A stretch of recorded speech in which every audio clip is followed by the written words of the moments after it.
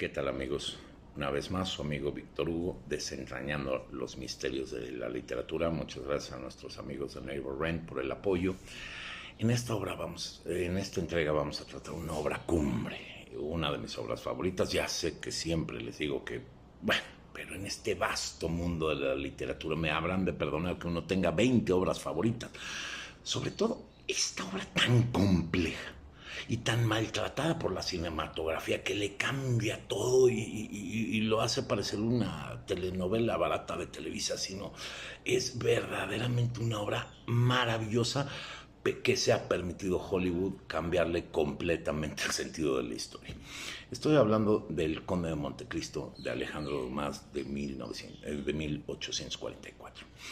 Les he platicado y les he dicho en otras entregas, vamos a adentrarnos en el mundo del escritor en el tiempo. 1844, ya las postrimerías del bonapartismo, pero aún así, y a la fecha, tenemos mucha gente que sigue amando a Napoleón Bonaparte, entre ellos su servidor. Y bueno, pues nos trata de reflejar un mundo entre 1814 y 15, que es con la primera caída de Napoleón. La primera, el Tratado de Fontainebleau, que obliga a Napoleón a abdicar y a ser exiliado a la isla de Elba. Entonces, cualquier personaje que tuviera contacto con el emperador, pues sería castigo merecedor la prisión.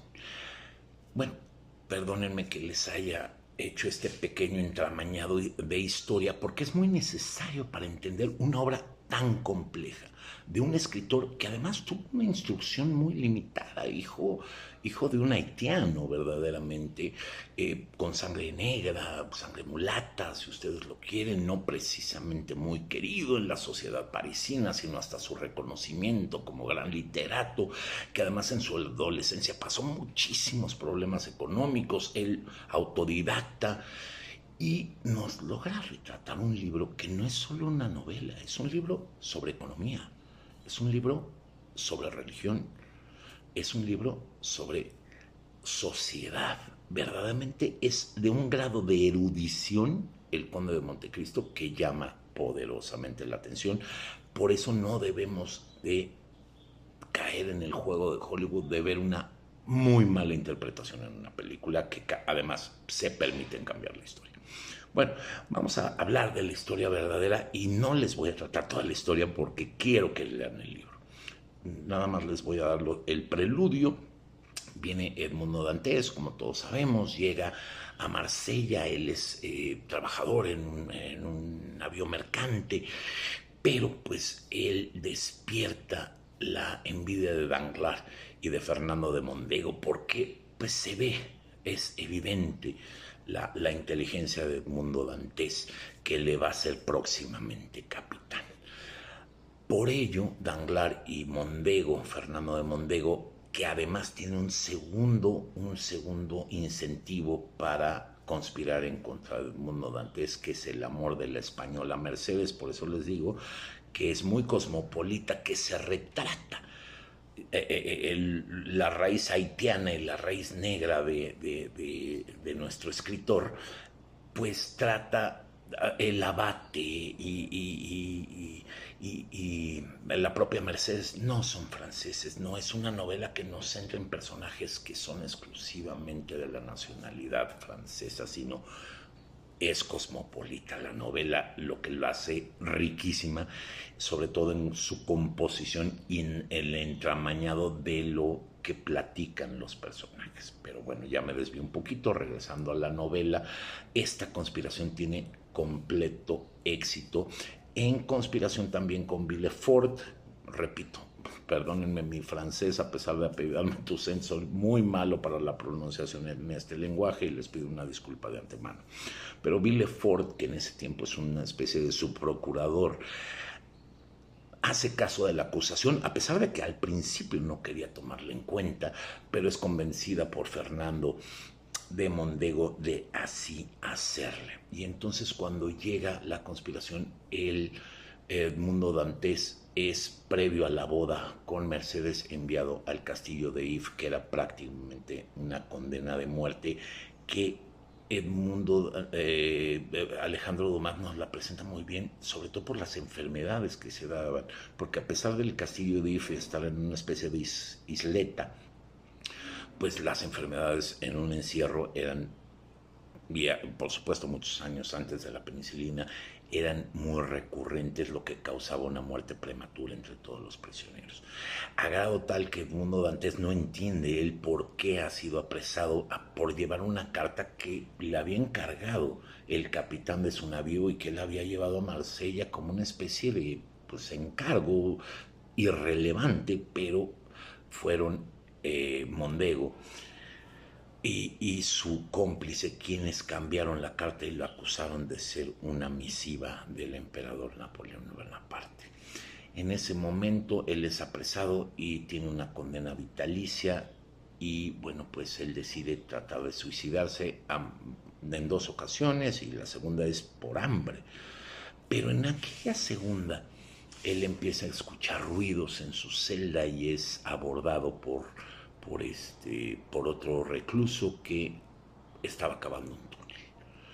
Este túnel que no era únicamente el abate Faría el que lo estaba logrando, pero que sí son los que llegan a tener el único manejo sobre la obra de ingeniería, si así se le puede llamar, con tal de escapar, pues es lo que convierte a Edmundo Dantes en prácticamente un hijo del abate Faría. El abate Faría es una persona extraordinariamente culta en todas las materias y acoge a Edmundo como un hijo y lo instruye no solo en todas las ciencias, sino inclusive lo hace un gran espadachín y un erudito en peleas personales, inclusive en cuchillo, lo cual era bastante poco común en la época, que era más recurrente el uso de la espada. Bueno, pues cuando estamos en las postrimerías o ya a punto de lograr que termine la construcción del túnel, es cuando el abate muere y decide Edmundo sustituir el cuerpo en el sudario para ser arrojado por el acantilado y con ello, pues bueno, escapar de la cárcel, lo cual consigue con éxito y consigue nadar a la isla contigua donde conoce unos mercenarios, unos piratas o como ustedes les quieran llamar. Pero previo a esto, además de aquella doctrina que le había dado el abate, también le había dicho el secreto del tesoro de la isla de Montecristo. Y casuísticamente estos mercenarios tenían sus actividades principales en la isla de Montecristo. Es una isla al sur de Italia, ustedes saben, Córcega, Cerdeña, Francia y Italia comparten muchas islas o son contiguas. Y bueno, pues él decide no decirle nada a la tripulación, se convierte en parte de ella, se convierte en una amistad, de hecho se convierte en parte de ella, pero decide no decir nada hasta encontrar el tesoro.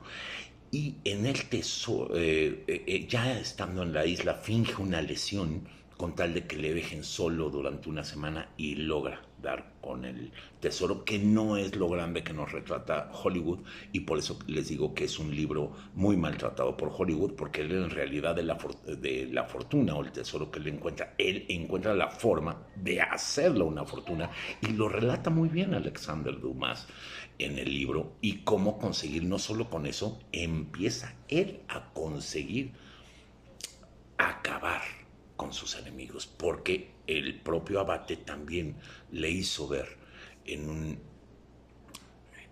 una epifanía qué es lo que había pasado, la conspiración y quiénes habían sido los responsables.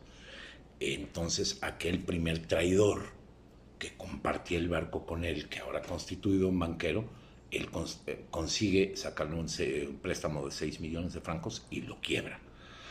Después de y se suicida. Después va en contra de Fernando Mondego, que se había casado con Mercedes, obviamente, que era prima de Mondego, pero era la prometida de Edmundo Dantes.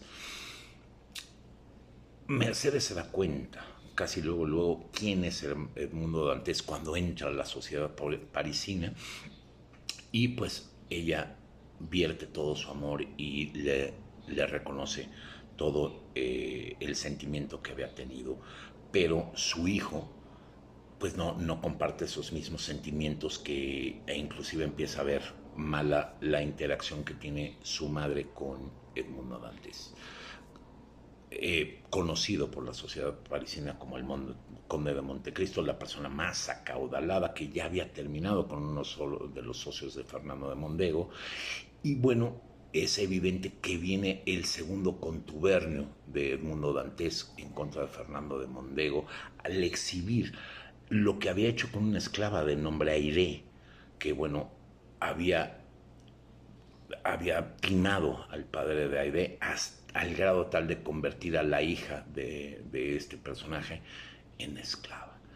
Y decide Edmundo Dantes hacerlo público a grado tal que viene un desprecio de la sociedad parisina en contra de Fernando Mondego, que comparsado con el repudio de Mercedes, que ya había reencontradose con Edmundo Dantes, le obligan al suicidio. Pero no todo es miel sobre hojuelas para Edmundo Dantes. Algunos de sus aliados mueren en el camino, y su hijo, porque su hijo natural, el hijo de Fernando de Mondego, le reta a muerte en un duelo. Y él es cuando decide verdaderamente ya evidenciar quién es, pero no sin cierto recato, para precisamente mantener una paz sentada. Les digo que es un libro que no solo habla de una novela, habla de economía, él cómo logra quebrar al banquero que es su enemigo, cómo logra, hablando de sociología, cómo logra reventar a Fernando de Mondego. Es de una erudición y de una narrativa perfecta que logra Alejandro Dumas en esta gran novela, que no se pueden perder porque es apasionante. Y les repito, no le hagan caso a Hollywood. Si vieron la película, no saben la verdadera historia del Conde de Montecristo. Lean el libro y les mando un abrazo en espera de ser escuchado en la próxima entrega. Gracias.